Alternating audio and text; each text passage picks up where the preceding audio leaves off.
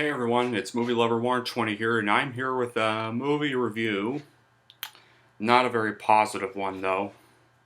This is actually a review for the fourth installment of the series I'm currently reviewing, and so far, most recent and last installment of the series, and aka the worst. And this movie review is for 2017's Hatchet 4, aka, it's not called Hatchet 4, guys, Victor Crowley. Now, before I get in full details, guys, apparently, Hatchet 3 was supposed to be the last installment of the series, but then 4 years after Hatchet 3, around August 2017, Adam Green randomly confirmed, didn't let anybody know, you randomly confirmed that a Hatchet 4 was somehow filmed in secret and was going to be released in October 2017 to combine with the first film's 10th anniversary. To be fair, I kind of wish he had just only re-released the whole trilogy for a limited time showing instead as a part to contribute that. Kind of wish he, yeah. If he wanted to celebrate the film's 10th anniversary, he should have just re-released all three of them for a limited re-release. Would have been better than making another installment and ruining the third one. So yeah, but before that, I actually got kind of hyped. I was hoping that this movie would come to my area and try to get a showing of it, go see it, for whatever time it played. And guess what? When I saw the trailer for it, I was just glad we were getting another Hatchet movie. We were seeing Victor Crowley again. Because he's definitely one of my favorite King Hodder roles. Alongside Jason. In the movies he plays them. So, with that being said, around October 2017, when it was finally released, I looked for it in the theater showings. Guess what? It was not there. Bummer. Then again, it's an unrated movie, and apparently my area is not allowed to show unrated movies in theaters. Yeah, which sucks. So, then again, my theaters can be fined for playing unrated movies. But then, so yeah, I had to wait for the movie to come out on DVD just to watch it.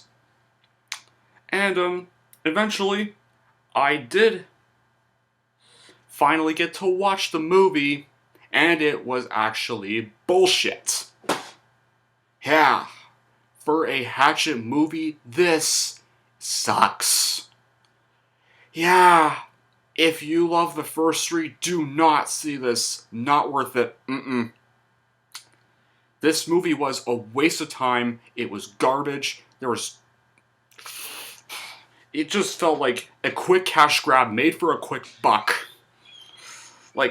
This just feels like a complete rehash of the first film, except set in a plane.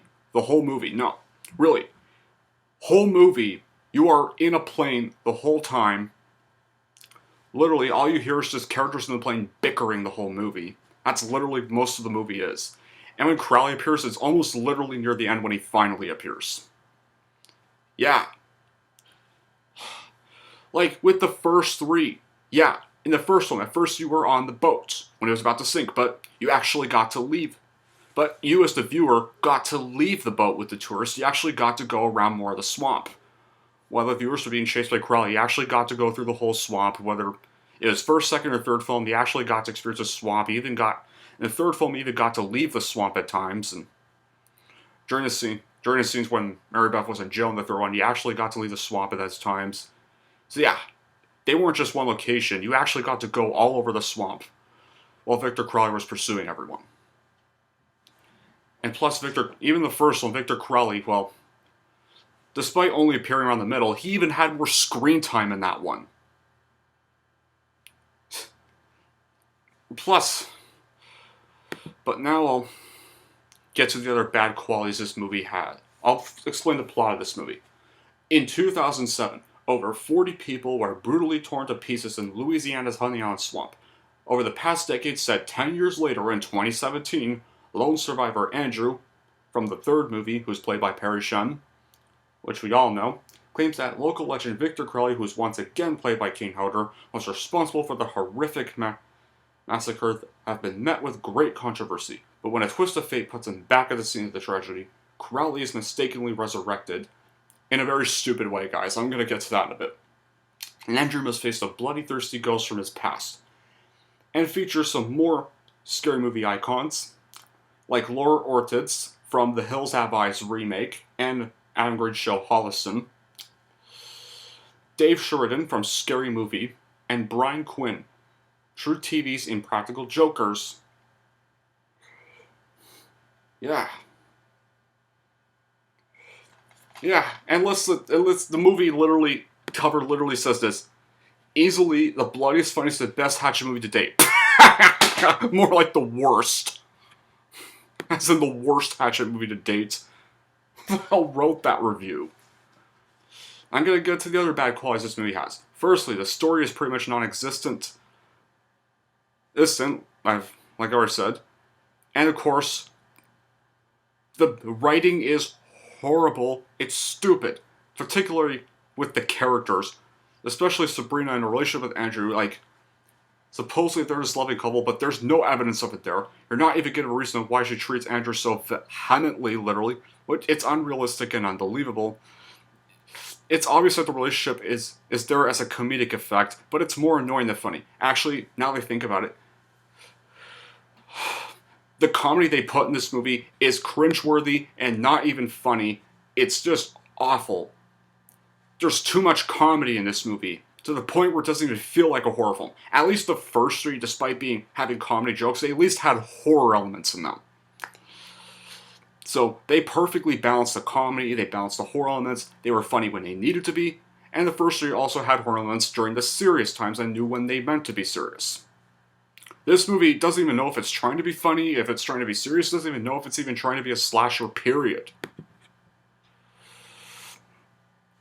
Not even once did I smile at any jokes in this film or even laugh. Like, this should have just been a straight horror film. Then it'd be a stronger film yeah. Pretty much, this whole movie sucks. It's even too short, and how they bring back Crowley is probably the stupidest way I've ever seen a killer come back. Basically, Victor Crowley gets resurrected through this chant on YouTube. A YouTube video brings back Victor Crowley. That's actually so bad, it's funny. This is how you bring your killer back? Like, hey, why don't we just use a YouTube video to bring back Freddy Krueger, or Jason Voorhees, or Michael Myers, or any other slasher killer? Why don't we just play some YouTube chant and bring one of them back? Imagine if they did that with one of their movies, it would be crap. All of them would suck. And, honestly, even if this were the first Hatchet movie, it would still suck. The only saving grace of the whole film was literally Victor Crowley himself and his slaughters. The special... yeah, but even when Crowley is in there, he only gets like a few minutes of screen time. He's like only in the movie for like a few minutes. He's hardly even in the movie at all. So yeah, because basically, most of the movie, you're in the plane the whole time.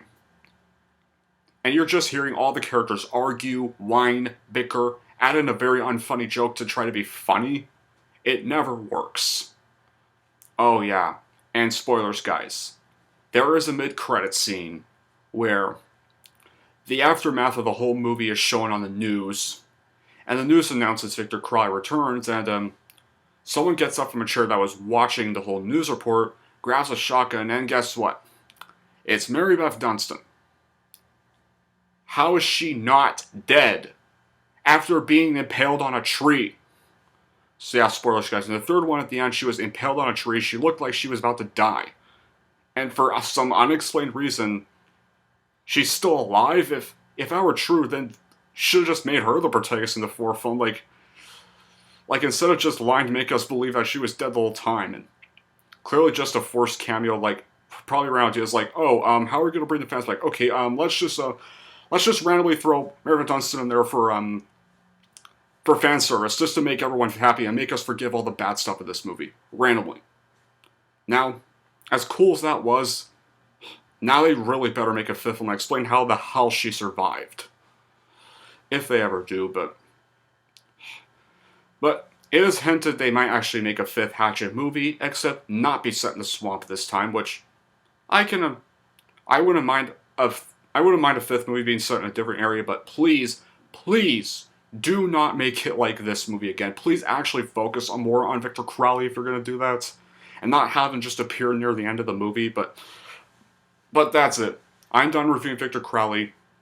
Avoid this movie. It sucks. Just stick with the first three, and only the first three. Man, I wish I threw the DVD so it broke.